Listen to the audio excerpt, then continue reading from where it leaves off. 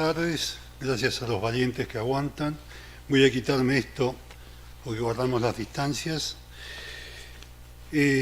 Muchas gracias, Paco, por la amable presentación. Javier se preguntaba por qué lo había invitado y evidentemente Javier es una de las pocas personas que hay en Extremadura que ha hecho la experiencia asistencial, ha estado en la primera trinchera, que es atención primaria, ha hecho su doctorado siendo investigador principal del estudio Hermex, se ha consolidado como investigador y ahora en estos últimos años ha volcado esa experiencia en la gestión del CES.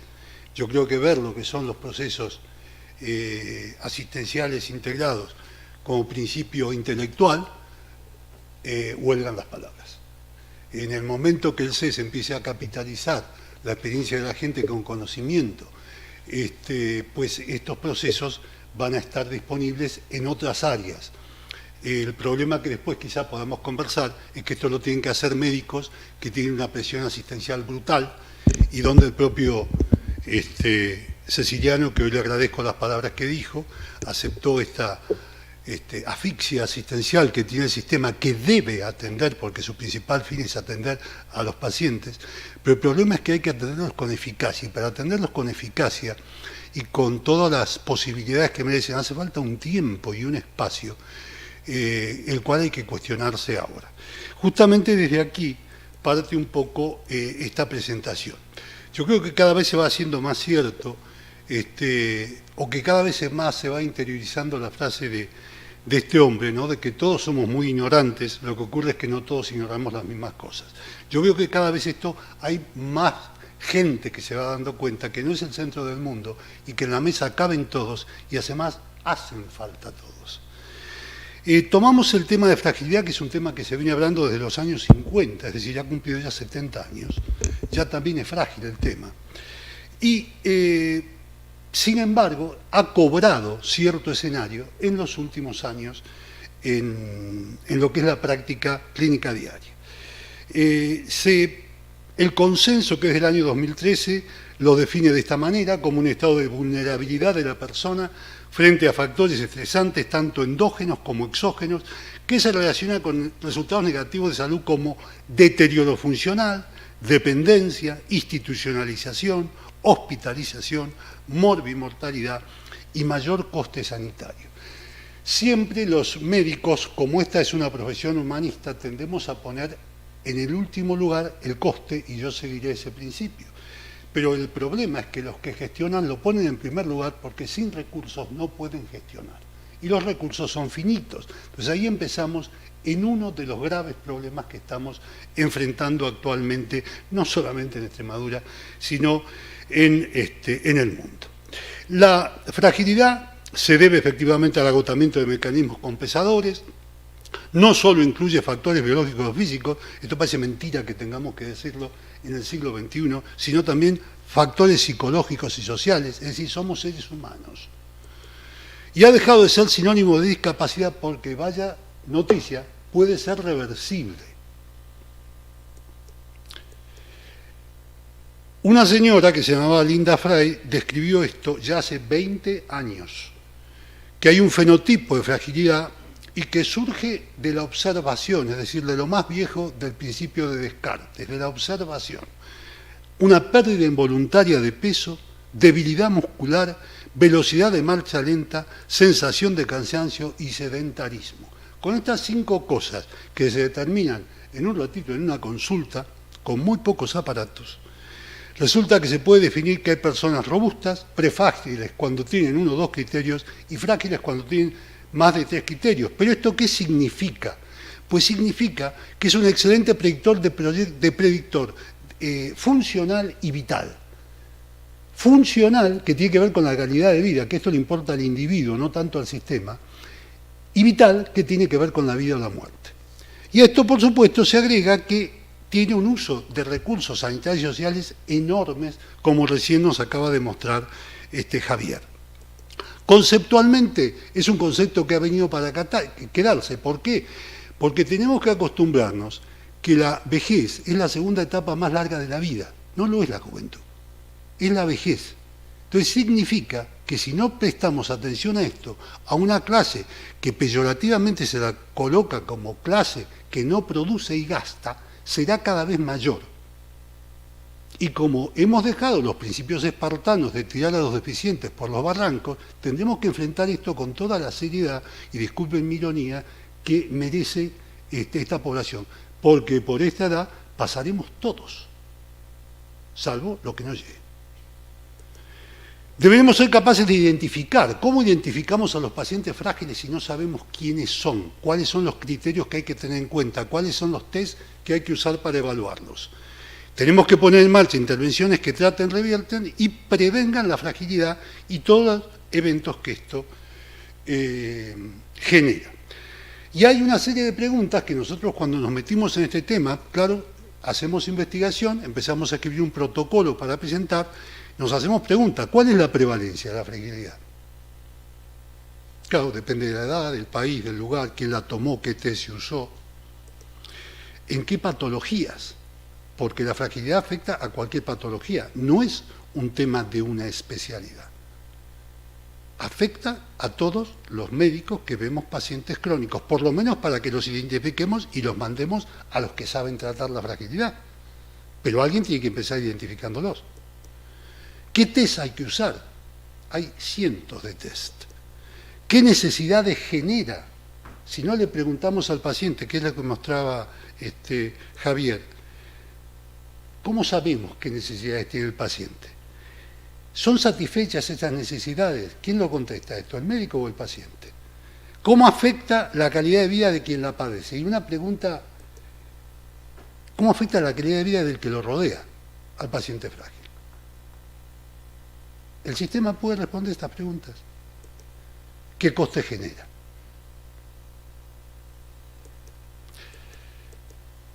Nosotros, esto no se va a ver bien, pero este dibujo que debemos agradecerle a nuestra ingeniera en diseño gráfico, Inma Fernández, que trabaja en nuestra unidad, que es parte del grupo Grimex. Cuando le contamos el problema, en su cabeza se armó este esquema, que yo voy a tratar de mostrar así. ¿Se me escucha hablando así? Si ustedes ven, cuando uno trata de consultar, a mí me gusta decir que en estos estudios no hay ninguna idea, porque no hacen falta ideas, hay que saber leer lo que los expertos exponen, suelen estar en páginas web.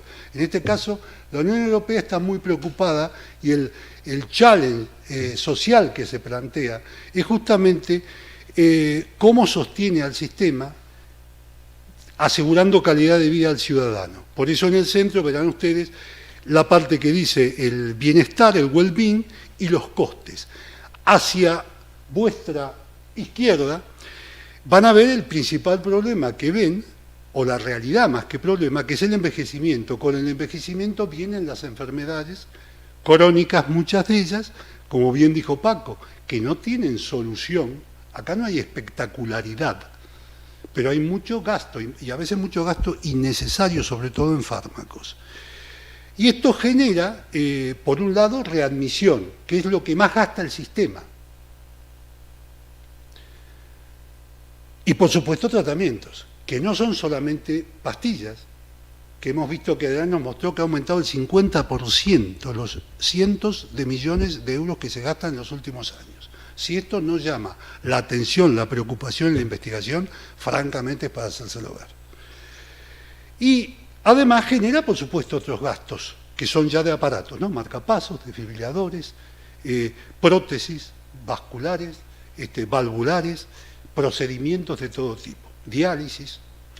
Frente a esto está en violeta y hacia la derecha, pero primero en violeta, que hay un gran problema de conectar a la gente, porque todos sabemos de lo que hacemos, pero no de otras cosas.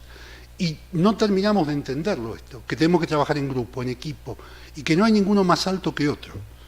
Horizontalidad y ocupar a cada uno el lugar en el momento que tiene que ocuparlo. Esto tenemos que aprenderlo como seres humanos y como profesionales. Esto no está interconectado y debemos interconectarnos de manera eficaz y fácil. No es posible, no es entendible que un médico de atención primaria pida una consulta y la vean dentro de 2 meses. Esto no tiene explicación lógica. Cuando hay un teléfono para preguntar de un problema puntual. Y mientras tanto, muchos especialistas están tomando la tensión arterial a un paciente con hipertensión arterial de 15 años de evolución. La enfermería está pidiendo protagonismo y es uno de los entes que tiene que conectar todo esto. Lo va a hacer con eficacia y además con enorme alegría cuando la quiten de abrir la puerta y decir: Pepe Pérez pase, y pase a hacer tareas de su profesión para las cuales está cualificada. Y por supuesto las TICs, que tienen que dejar de dar música y colores para dar servicio, tienen que estar hechas con el asesoramiento de sanitarios y darle utilidad al paciente. Y todo esto que estoy diciendo, con respecto a la fragilidad, las tres cosas que hay que poner en la fragilidad no están jerarquizadas dentro del sistema. ¿Dónde están los nutricionistas? ¿Dónde está la gente que se ocupa de actividad física? ¿Y dónde están los psicólogos, por lo menos disponibles? Porque estos son tres aspectos fundamentales de los test de la fragilidad. Nosotros nos planteamos un protocolo con la modestia propia de ser dos especialidades, cardiología y nefrología. Pero por suerte tenemos muchos médicos de familia dentro del grupo, tenemos internistas, y somos un grupo con, tenemos ingenieros, economistas, ahora tenemos un físico que está haciendo inteligencia artificial, y cada uno sabe que de eso sabe él, y el otro lo respeta. Entonces en cardiología hemos decidido tomar el grupo TAVI, que va a liderar Reyes con José Ramón y Juan Nogales, que son pacientes que hay que ponerle nona y ya nonagenarios, bien digo, y que hay que saber evaluarlos para saber si se le puede o no poner una prótesis. Y los pacientes con insuficiencia cardíaca que son cada vez más, cada vez son con mayores comorbilidades y que requieren una atención un poco diferencial que va más allá de la pastilla, de la última pastilla clase 1A de la última guidelines de la Sociedad Europea de Cardiología. Y los pacientes de diálisis, este protocolo en realidad lo debemos a una idea de Bárbara Cancho, que nos lo propuso en una reunión GRIMEX, que ya venía evaluando pacientes en nefrología en el servicio que dirige Roberto Robles, y entonces nos enganchamos a hacer un protocolo. A mí me toca eso obviamente porque tengo más tiempo libre, y coordinar un poco pudimos hacer este protocolo que hoy a las 11 de la mañana hemos enviado a Gestión del Conocimiento al Ministerio de Ciencia a ver si lo apoya como tres subproyectos. Entonces vimos que había que hacer un montón de test, le preguntamos a todo el mundo qué test había que hacer, gerontólogos, neumólogos, rehabilitadores, etc. Entendimos el tema de la dinamometría y también nos metimos con un tema de determinar volumen minuto no invasivo, iba a decir por termodióxido. ¿No? Bien, para esto, todos estos test, no se preocupen, solamente les muestro que son los que evalúan la actividad física, la actividad nutricional, la actividad psicológica y la calidad de vida del paciente. Es decir, tiene en cuenta todos los aspectos que debieran valorarse. Son tantos porque todavía no hay un acuerdo ni estudios que demuestren cuáles son realmente los imprescindibles, aunque hay un editorial de NADA, de Medicina Clínica, que desde Madrid tratan de focalizar en 2 o 3 que me pareció muy interesante el approach que hacía. El último punto que habían visto fue la generación de la posibilidad de medir el volumen minuto. Hay un investigador que se llama Javier Ramos, doctor en ingeniería, que se inventó ese chip que tienen ahí chiquitito que cabe en el dedo, ese chip, que esto ya trabaja con, bueno, el chip trabaja con conceptos cuánticos, obviamente. A través de la bioimpedancia, que él ha trabajado mucho, inventó un aparatito que mide el volumen minuto, poniendo un electrodo aquí y aquí, mide por bioimpedancia el volumen minuto. En un momento hicimos contacto justamente con el servicio de Reyes y José Ramón para que se hiciera una correlación con el gold estándar, que sigue siendo la medición de volumen minuto por termodilución mediante el ya viejísimo catéter de Swan-Ganz. Tuvo una buena correlación, pero quedó en un escritorio.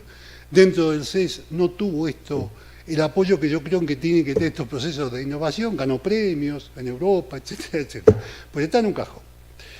Nosotros lo vamos a tratar de poner en valor usándolo en los pacientes y determinando el volumen minuto y usándolo. Investigación extremeña, después los responsables que miren y que veamos por qué estas cosas están en un cajón. Y por supuesto, también es otra interpretación que hace a nuestras disquisiciones matinales en la unidad, en Villanueva, de cómo sería la medicina centrada en el paciente, no en el médico. Cómo sería si el paciente fuera lo más importante, no demagógicamente hablando, no para pedir insaciablemente, sino para ver qué necesita. Entonces, en este dibujo, en esta aplicación, vamos a trabajar también en el estudio, si tenemos suerte de que nos lo apoyen, porque si ustedes lo verían que el paciente, además de estar en el centro de la escena, puede llamar desde el 112 hasta puede saber qué comer, qué actividades físicas debe desarrollar, qué citas tiene, que la farmacia le recuerde cosas, el contacto con el enfermero, con las diferentes especialidades, citas, que el aparatito le avise cuando tiene que tomar las pastillas, que tenga un SharePoint, un lugar donde se pueda reunir con los que sufren las mismas enfermedades, y otro lugar que le llamamos Meeting Point, donde se pueda reunir con los médicos o con los enfermeros. Todo esto se soluciona con un aparato de estos que usamos todo el día, con un móvil, con una aplicación que puede darle el sistema al paciente, pero todo integrado, porque todo esto está desintegrado. Todos le dirán, no, la historia la tiene acá, todo desintegrado. Y algunas aplicaciones son realmente curiosas, que para gente de 80 años las propuestas que le hacen.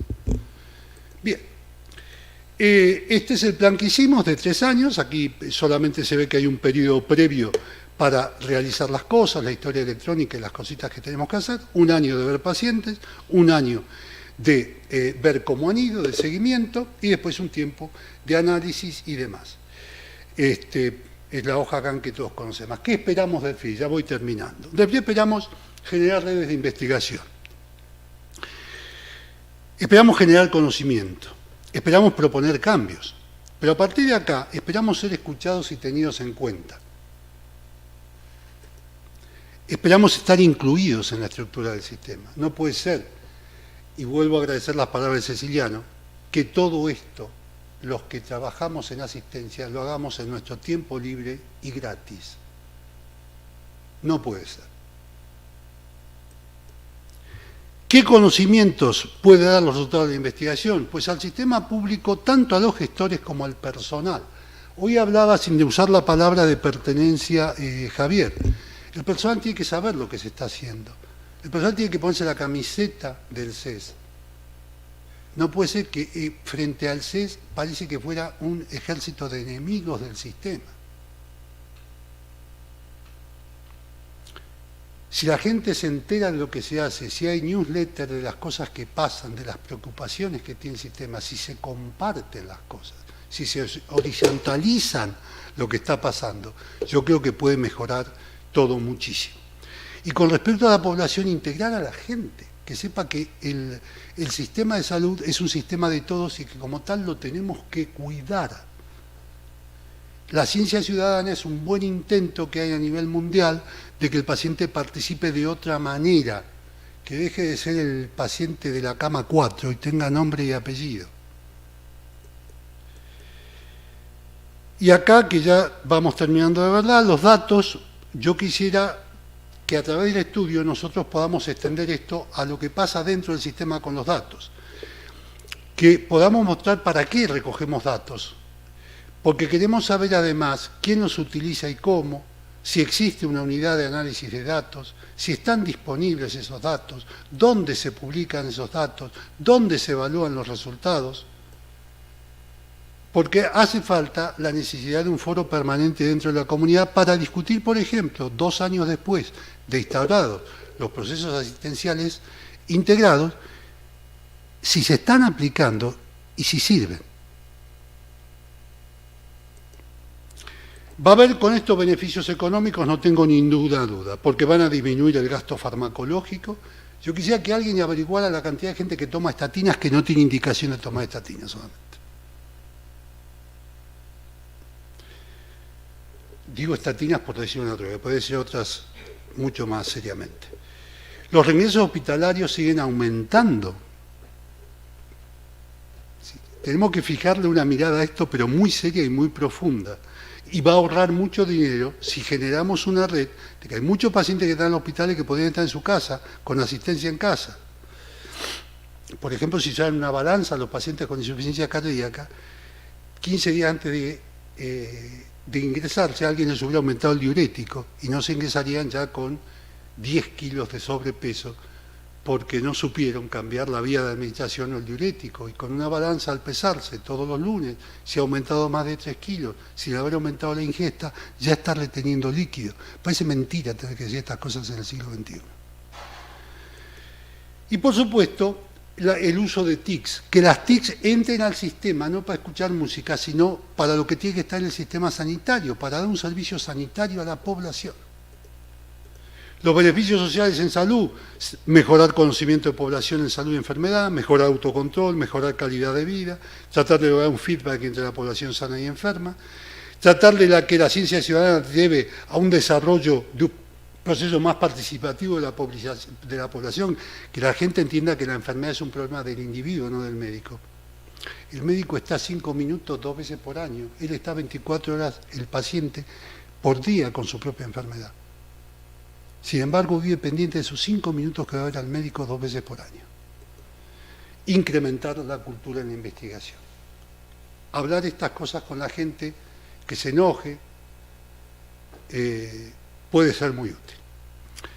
En definitiva, creo que es tiempo de equipos interdisciplinares, necesidad de evaluación global permanente, jerarquizar la tarea de enfermería en la transición hospital, centro de salud, domicilio, que ha llegado un tiempo de TICs al servicio del paciente y encararlas realmente con profesionales de esto asesorados por sanitarios, que hay una necesidad de trabajo conjunto entre especialistas del SED. Los especialistas del SED son los de hospitales y los del centro de salud. Esto de asistencia a mí, de atención primaria, siempre me cae mal. Son especialistas en medicina de familia. Y, por supuesto, la inclusión en nuevas técnicas de análisis, inteligencia artificial. Nosotros tenemos incorporado ahora, por supuesto gratis, a un joven de 32 años físico de Cáceres, que hizo el trabajo de fin de máster con nosotros en la unidad. Nosotros le facilitamos el análisis clásico que hacemos nosotros ahí. Lo específico fue regresión de Cox para 4.959 pacientes que estamos siguiendo con insuficiencia cardíaca. Le mostramos los resultados que teníamos con tradicionales y él hizo redes neuronales para comparar qué resultados tenía. Ha hecho un lindo máster, le han puesto un 9 y nosotros ya lo hemos incorporado como al equipo de trabajo, que si sale este proyecto, que saldrá, lo haremos de cualquier manera, como hemos hecho todas las cosas dentro del grupo, por lo menos en insuficiencia cardíaca tenemos en este momento la posibilidad de hacerlo. Poder incorporar la inteligencia artificial para ir viendo de qué manera se puede buscar una correlación mucho mayor, con mucha mayor sensibilidad. Si algo arroja, no le agrega especificidad hasta donde hemos visto, pero aumenta la sensibilidad de captación, porque salta, bueno, no lo digo acá porque me enrollo. Cuando terminé la charla esta, cuando terminé de generar el pensamiento, no la charla, de pensar en qué tenía que decir, la frase que me vino rápidamente a la mano fue esta, y la escribí, y ahí la dejé. No hay mejor inversión que el conocimiento y no hay peor apuesta que la ignorancia. Acá está el grupo de gente, como ven, los que nos vamos haciendo, o ya somos viejos hombres, y las que aparecen jóvenes son chicas, que están ya trabajando en diferentes áreas, además biólogas, economistas, fisioterapeutas, ingeniera en diseño gráfico, médica de familia, nefróloga, en fin. Y acá está el físico en el medio. Muchas gracias.